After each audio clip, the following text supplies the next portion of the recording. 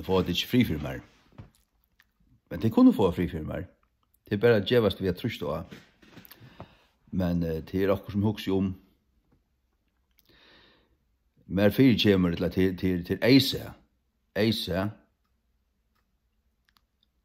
At det finnes et virus i føreska høttene. Føreska folkasalene. De kjenner til at det er jantelovene. At røysen kan seg opp, så blir det choppet av, det blir trust nyer, kleira nyer, du skal ikke være noe mer, du skal ikke røyse deg på, du skal være lykka som alt vit, du skal ikke være noe ørvelse, du skal ikke finne på noe. Hette det som vi er nå, alt det som vi vet om, det skal ikke annet brøda fra på noen måte. Og så kommer alt, all bygden, all atten og alt samfunnet, det er ganske minnig av oss nær i det, men at det er en underliggende, det bor en i føringen. Hikk. Så er det her østene tar til dømes i møynighetshøpet. Anker nødt møynighet byrje her, så hittar tar gamle, hvordan man hatt det fra genka, og tar undergreva det, tar djeva det ikke en chans fyrir det er vel, fyrir det er, som man sier, fyrir det er nekka, fyrir det fullvakse og fullmøta. Og det som jeg kjenner til, øysene, det er til at menn de øyla vel hittar etter staurun tjenestene ute i høyme, i Norra og England og i Amerika. Han er veldig kyrkjo i 8000 folk, veldig, Arild Edvardsen, Sarans Dahl, ja, Herren røste han opp, han er så stor til at Herren signa, Herren brukt, jo. Herren røste i østen opp Noah, som bygde i en ørsk i 120 år, og bjerga i 8 salen. Også at ångan om tætunglåtte? Åpenbart ikke. Herren kallet og brukte Jeremia, da alt folk var døvd rent frafallet. Det var prætika i åra hvor i 23 år, det var i bojarlinen og avværa i folket. Hvor en bjerga han? Hvor fyllte Jeremia? Ein mevor. Baruk. Esekiel var også kallar av Herren. Herren sier da vi han, røyset de opp, men det er for ikke lurt etter. Men det skulle ta å vite at de profeter har vært her av middelen. Så at Herren røyste han opp, fyrir at ta i dømeren kom, og dømeren kommer i førjer, det kan ganske lukka trykva. Det kan samøver stævlar det der, som stola tog, og ikke vil jeg tale ett tog. Tår jeg slett ikke, men med tår jeg dette tale ett. Ja. Det er jo rent kloddar det der. Ta var god det der.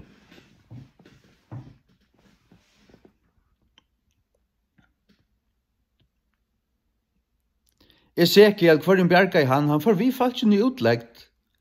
Og folk kom her, det kom bare, lette kom ferdig ut til Jeremia, vet noen året fra Herren, og så setter de seg her. Herren sier hvordan det er. Han sier, de bruker det som underhalt.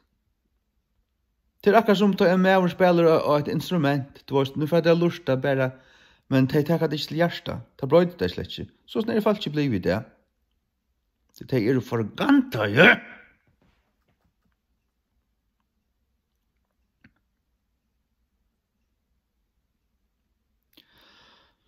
Det som börjar säga till att man tror hik Arild Edvardsen, hik Reinar Bonke, hik Häsen och Häsen, hik.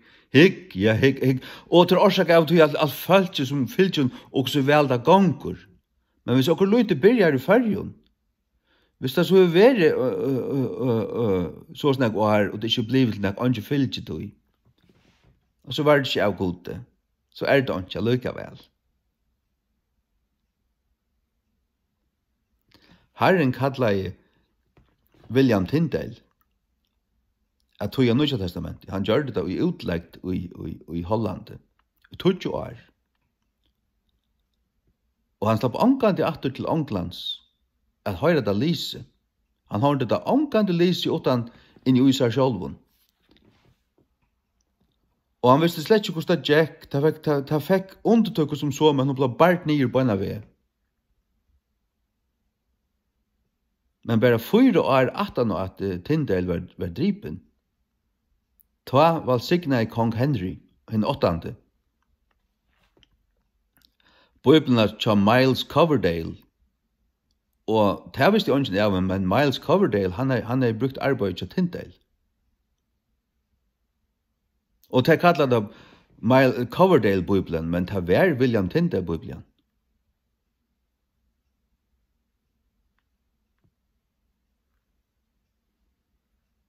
Så Tyndales arbeid var slett lunches. Og han er ankan av fylgja seg utan øyne til at vår, det var ankan til ankan. Han var utleien.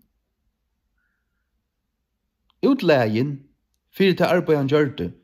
Men han gjør det at han er hårdt fra himmelen av. Forstand det til, ja? Da forstand det slett ikke.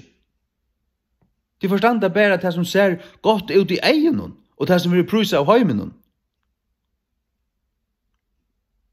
Jeg har sett så nek og mot liv. Hatt og her. Nek og litt la manja, det begynner så det blinda til lunches. Det tror jeg det er som gang givet en chans.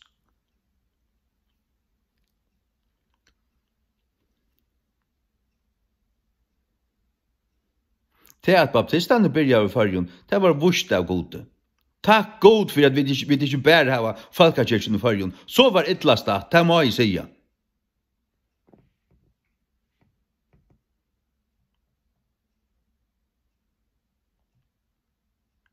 Tøl har ikke å sige.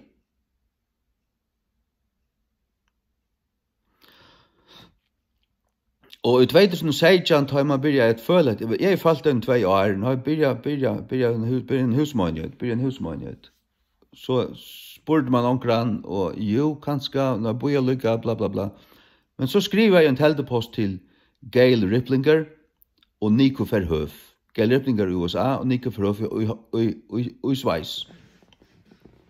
Det var Nico som hjelpte meg i gang, og det var bøkene til Gail Ripplinger som byrste, som åpnet mine eier, rundt sæklige, for bibel og trobløkene, bibel og spurningsene. Jeg skriver til deg, jeg sier, bibelarbeid gonger fram etter, og første prentingen er kommet, hun kom ut 2016, ja. Hun var akkurat kommet da, bibelen var akkurat kommet ut. Kom ut i 21. februar i 16. Kom til farger, altså. Og jeg sier, men jeg skriver, vi er feir, vi er bare faktisk bare tvøyr. Kan halda det, gjør den akkurat mening av byrjan i husmøynet, og den første King James husmøynet. Sverre kom fra den bavon, samma svær, fra kvørsen heras hotne, at Herren hygger seg til tølun, hans lyfte stendur enn, som 2, eller 3, savna i saman, og mine navn her og vi tar av mytto. Så at ferdig bare gong, Herren skal nok og bare tale og prate ikke, og Herren skal nok gjøre avvøkst, og så nært hui. Og det har vi så gjort trolig, ja, og 4 år. 2-4 mans. Mans, ja mans. Koner som forbåttene kommer, i behøver ikke. Men vi ligger ikke å fiske fra øremøgnøten. Han som spyr, kunne vi slippe gengar seg her, han fer andre kort å gjøre et nøy. Et nøy? Ja, det kan godt være.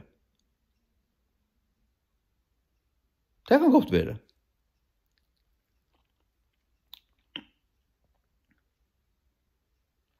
En møgnøt er ikke folksens demokratiske enn som helst. Møgnøt er Guds møgnøt. Hun skal styres etter Guds prinsippen.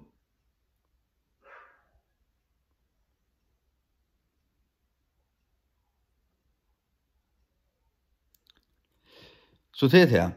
Når jeg tar vi er sånn her jantelån i fargen til rævligt.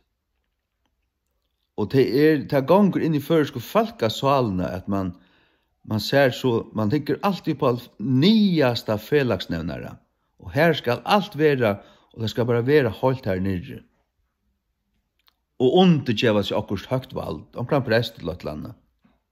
Og det heldur man vera gauhøyd, det dumhøyd. Dumhøyd.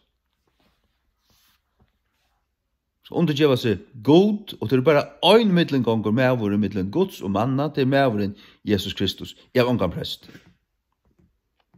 Da jeg dodget, da kunne kjøpe med 55.000 petter og bjau til pinnamet. Og så kunne du spela onkel lø og spotta med sundur saman. Akkurat som du vilja. Kunne ikke skite mer av det. Kunne ikke skite mer av det.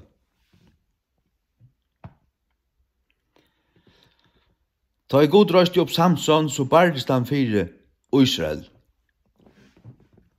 Men falskje sa det ikke, falskje stola i hennes letje. Og så sett han her oppi en hedgjel, en fjallet, og så får falskje nian til hans her, og sier, Filistaner krever jeg få det. Kom nå, lett dere binda til, gjev det til dere, vi vil binda det til, vi vil få fri for Filistanen. Og i stedet for å bergast vi, Samson, så tog og tar og bundu Samson og flutja av Filistanen han. Så ikke reivrender satans trumpar.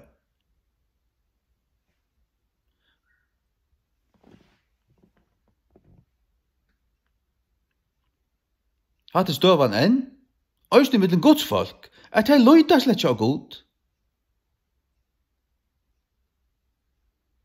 Det her var samme hjertelæs som hinner tudjo, njøsnærner som sa til at tar så større, vi klarer slett ikke takka til. Vi klarer slett ikke. Det blir slett til i fargen. Det blir til å stående husmålet i fargen. Eller nekka, du måst komme nå at og gjev det til falkakirkene, og kom bare sette her, halt munn og verne fytter, og lærte falkakirk. Så var det vel satt av falkene. Hva held det god om det? Det er lagt ikke, hva god held om det? Eller ikke bare hva god held om tingene. Jeg skøyte jo hva falkene helder. Fullstendig han. Det er blinda asen javn falkene som fyllt bispe, og kringvarpen hon, spreita seg og heldte vi sodomi og samøren, det kan vende om til helvetes. Og det er ferdig. Det sier jeg til det er ferdig. Det kan vende om, lett det så vende om.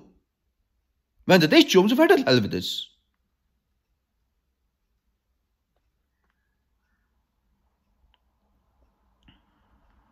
Så det er det.